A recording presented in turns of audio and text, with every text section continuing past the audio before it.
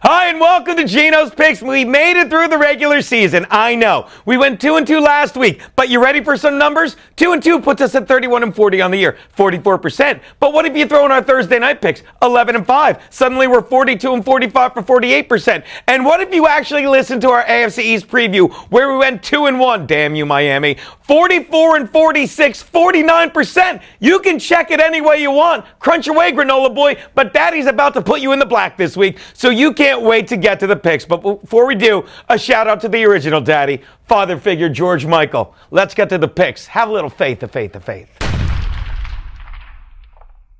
Let's go right down the line. Saturday, early. My first pick, the Texans are giving 3.5 to the Raiders in Houston. Wow, this game will be nothing like the thriller we saw back in Week 11 when the Raiders stole a win and a cover for the good guys with 2 late TDs when they faced off in Mexico. Because in a matter of 7 weeks, we've gone from a game played in Mexico that one looks like it has the quality of something manufactured there. The Raiders will be starting third stringer Connor Cook, who took over midway through last week's Denver loss in relief of Matt McGloin and admitted he was running plays he'd never heard of. How well do you think he learned that playbook over the past 5 days on short rest? Still, the Texans starter Brock Osweiler has something much worse than Derek Carr's broken fibula. He's playing on shattered confidence after losing his starting job to Tom Savage, who now is not playing with a concussion. The only person who's taken more blows to the head this season than Savage is the Texans GM Rick Smith, who keeps hitting himself in the head every time Osweiler throws a pick going, "We're paying him $37 million guaranteed."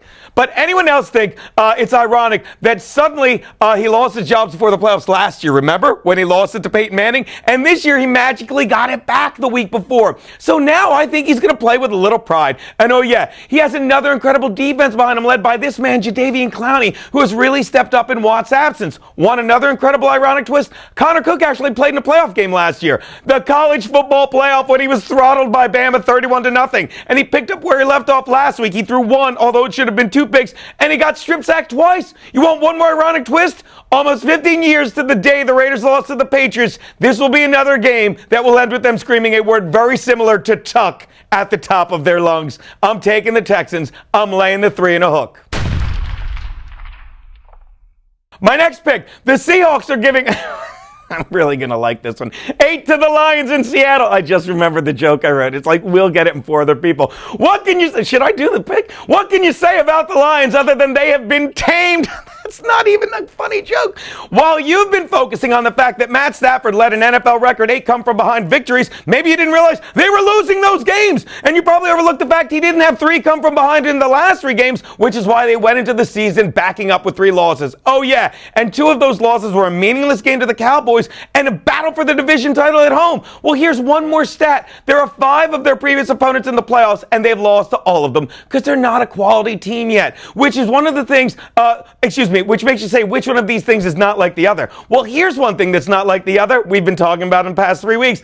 Zach Zenner. He's gotten a lot of airtime the past few weeks, and we've usually been right here at Geno's Picks because he stinks. Disagree with Michael Bennett, who this week was nice enough. Did you see this show? He called him the best white running back in football. Let me explain something to you. Being the best white running back in football is like being the best white cornerback in football. You see where I'm going? Tell you what, if you can name one other white running back in football, you can bet Detroit. Yeah, but Geno, the Seahawks have been lost without Earl Thomas. Yeah, okay, I agree. I haven't seen someone struggle that much without a Thomas since the final season of What's Happening when Roger moved out of the house and went to college. The show got canceled the next year. Stop trying to think of a white running back and listen to me. Geno, Seattle's offense looks sluggish. Stop trying to think of forget it. The answers were Danny Woodhead and Rex Burkhardt. But stop it. Take Seattle, lay the 8, and let's focus on the next pick, people.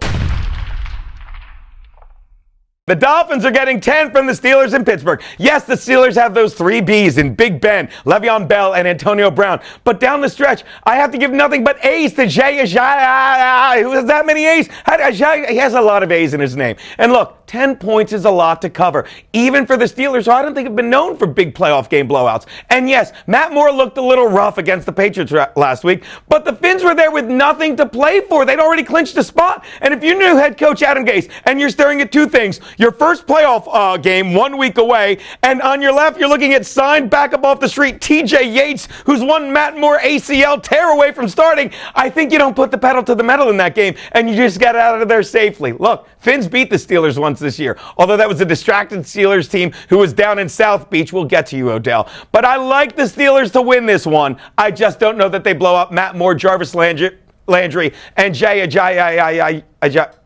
Take Miami in the 10 you're getting.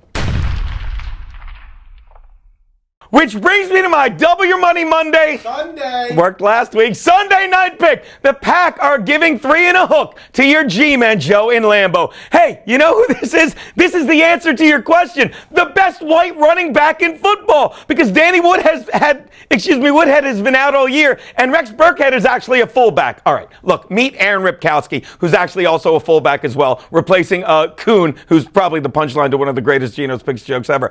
But this guy's amazing. He's quietly averaging 4.5 yards a carry, throwing his 9 catches for 46 yards. Nice, even 4.5 yards every time he touches the ball. And unlike Zach Zenner, he did it against teams that were trying to stop him because there were games the Packers won. And you know why he can? Because of this Aaron Rodgers, who has been on fire, winning 6 straight thanks to one more white dude, Jordy Nelson, who has come back to form and given him just too many weapons to be stopped. Wow, no wonder this game is being played on Sunday night. Nowhere you're going to get that many white Aarons out after sundown on a Saturday. I love that joke. All right, but there is good news for one giant, Odell Beckham Jr., because guess what, weirdo? You're going to get all the attention you want this Sunday. Only instead of hanging with a pop star, you're the star that's getting popped, although I don't know what you did to Bieber on that boat. Take the Pack, lay the 3.5. Those are Geno's wild card picks.